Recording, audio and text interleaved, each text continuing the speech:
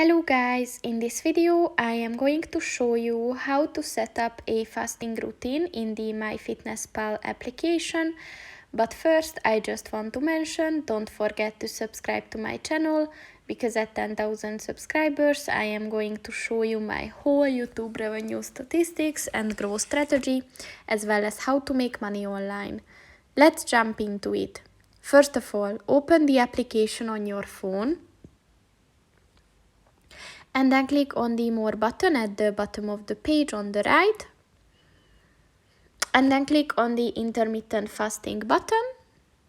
And then the Get Started button. So first, as you can see, you can select your fasting goal.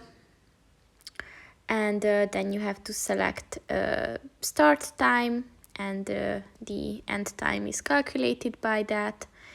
And then just click on the start button, and yeah, so it will get started. So that's pretty much it for this video, guys. See you in the next one. Goodbye.